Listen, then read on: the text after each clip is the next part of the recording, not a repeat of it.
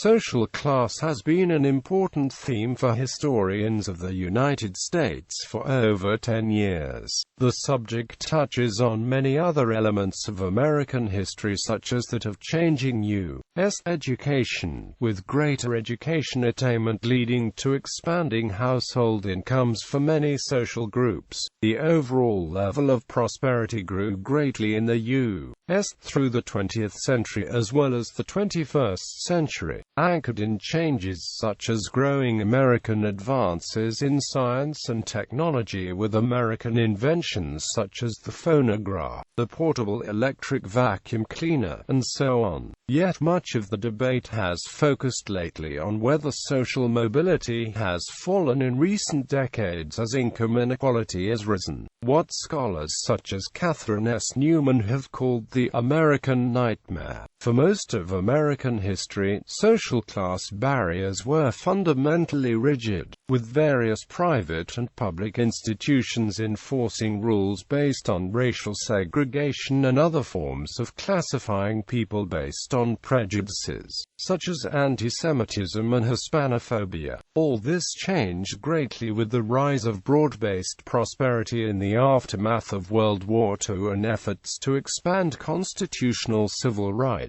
under the law to groups such as African Americans and Hispanic Americans. Issues regarding social class have remained hot-button topics in U.S. politics, with the American Great Recession causing massive socio-economic harm across the country, from Southerners to Northerners to working-class whites to middle-class blacks and more. Colonial period. Historians in recent decades have explored in microscopic detail the process of settling the new country and creating the social structure. Southern colonies. The main themes have been the class system of the plantation South. These include the plantation masters and the families, as typified by the Byrd family, the plantation elite in general regions of the Chesapeake, with some attention to South Carolina as well. The region had very few urban places apart from Charleston, where a merchant elite maintained close connections with nearby plantation society. It was a goal of prosperous merchants, lawyers and doctors in Charleston to buy lands and retire as country gentlemen. Charleston supported diverse ethnic groups, including Germans and French, as well as a free black population. Beyond the plantations, yeoman farmers operated small holdings, sometimes with a slave or two.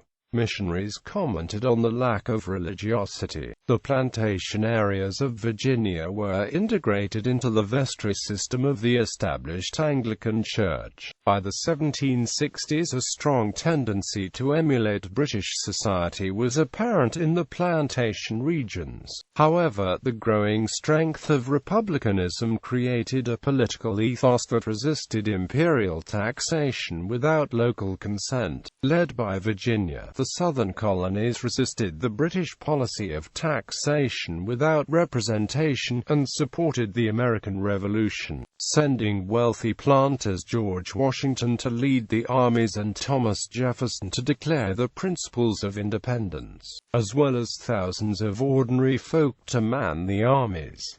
19th century. Frontier historian Frederick Jackson Turner had a frontier-based theory. The frontier itself was egalitarian, as land ownership was available to all free men. Second difference faded away as frontiersmen treated each other as equals. Third, the frontiersmen forced new levels of political equality through Jefferson democracy and Jacksonian democracy. Finally, the frontier provided a safety valve whereby discontented Easterners could find their own lands. Historians now agree that few Eastern city people went to the frontier, but many farmers did so. Before 1850, the America had few cities, which were mostly small, and the vast majority of people were rural. According to the Turner model, the social structure of the East was similar to the familiar European class-based structure, while the West increasingly became more socially, politically, and economically equal.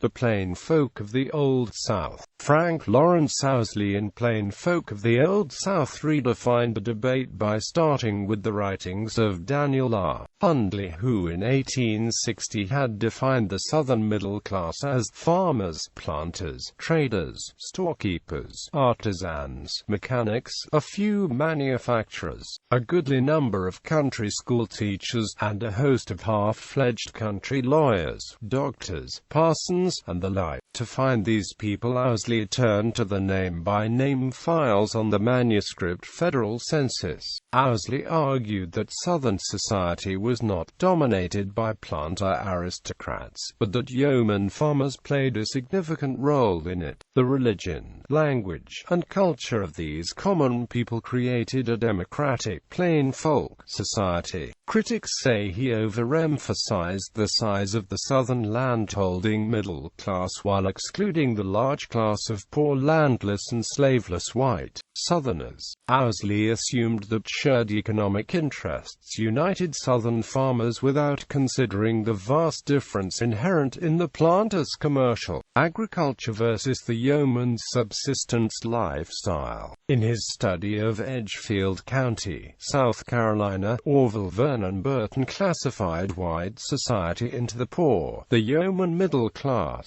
and the elite. A clear line demarcated the elite, but according to Burton, the line between poor and yeoman was never very distinct. Stephanie McCurry argues, yeomen were clearly distinguished from poor whites by their ownership of land. Yeomen were self-working farmers, distinct from the elite because they worked the land themselves alongside any slaves they owned. Ownership of large numbers of slaves made the work of planters completely managerial. Minorities, African Americans. The study of slavery as a social and economic system dates from Ulrich B. Phillips in the early 20th century. He argued that plantation slavery was a school for civilizing the blacks, albeit one that produced no graduates. His favoritism toward the slave owners was finally challenged by neo-abolitionist historians in the 1950s, most notably Kenneth Stamp. Since the 1960s, a large literature has emerged on the social structure of the slave system, especially on such topics as family life, gender roles, resistance to slavery, and demographic trends. The study of free blacks has been slower to emerge because of the shortage of records, but historians have been filling in the picture north and south with studies of free black urban communities, and the religious and political leaders. The post-slavery era has been dominated by political studies, especially of Reconstruction and Jim Crow. The black churches were not only a political force, but became central to the black community in both urban and rural areas. The emergence of a black musical culture has been linked both to slavery and to church music. Asian Americans had small communities in New York City before 1860. The greatest growth came on the Pacific Coast, during the gold rush and railroad booms of the 1860s. The Chinese who remained in America were violently driven out of the mining and railroad camps, and largely forced into Chinatowns in the larger cities, especially San Francisco. The Chinese exclusion laws of the 1880s created special legal problems, which numerous have explored. The Chinatowns were over 90% male, augmented by a trickle of immigration, and slowly shrank in size until 1940. Local and national attitudes became much more favorable to the Chinese after 1940, largely because of American support for China in World War II. Japanese immigration was a major factor in the history of Hawaii, and after its annexation in 1898, large numbers moved to the West Coast. Anti-Japanese hostility was strong down to 1941, when it intensified and most Japanese on the West Coast were sent to relocation camps. 1942 to 44. After 1945, the trickle of immigration from the Philippines, India and Korea grew steadily, creating large communities on the West Coast. Hispanics. In 1848, after the Mexican-American War, the annexation of Texas and the Southwest introduced a Hispanic population that had full citizenship status.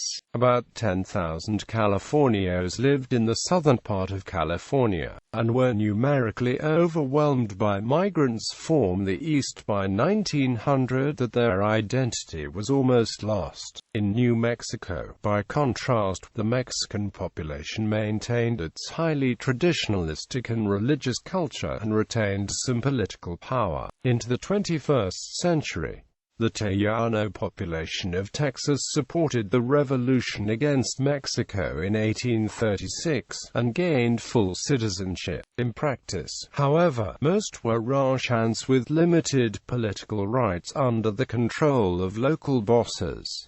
Industrial Northeast. The industrialization of the Northeast dramatically changed the social structure. New wealth abounded, with the growth of factories, railroads, and banks from the 1830s to the 1920s. Hundreds of small cities sprang up together with 100 large cities.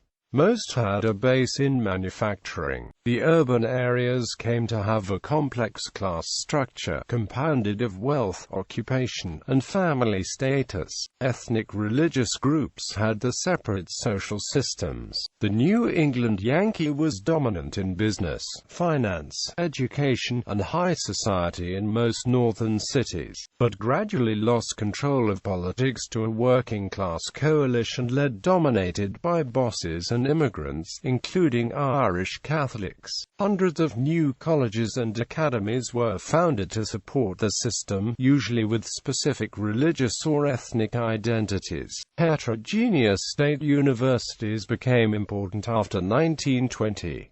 Ethnicity and Class.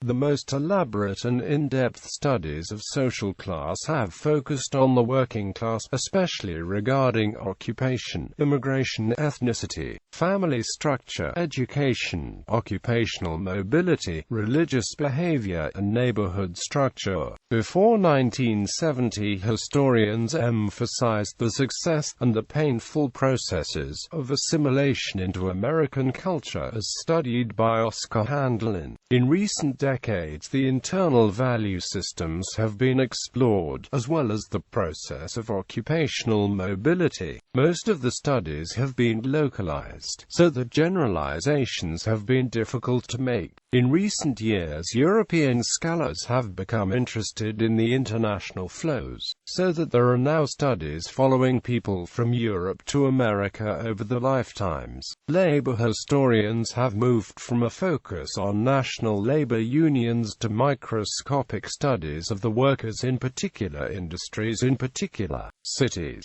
The consensus has been that the workers had their own political and cultural value system. The political values were based on a producer's ethic, that is, the working class was the truly productive sector of society, and expressed a version of republicanism that was similar to the middle-class version. This enabled the businessman's party, the Republican Party, to enjoy a strong base among Protestant blue-collar workers, and prevented the emergence of a strong socialist movement.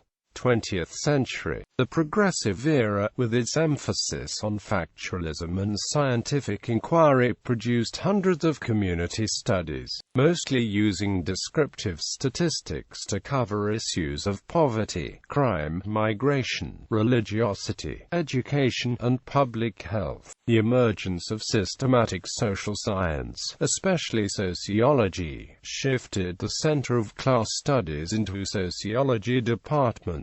The most representative example was the Middletown books by Robert Lind and Helen Lind, which gave a microscopic look at class structures in a typical small city. After 1960, localized studies gave way to national surveys, with special emphasis on the process of social mobility and stratification. A classic theme was trying to see if the middle class was shrinking, or if the opportunities for upward mobility had worsened over time. After 1960, a growing concern with education led to many studies dealing with racial integration and performance in schools by racial and gender groupings. The disposable income of the American upper class was sharply reduced by high income tax rates during the 1930s, 40s, and 50s. During this period, corporate executives had relatively modest incomes, lived modestly, and had few servants.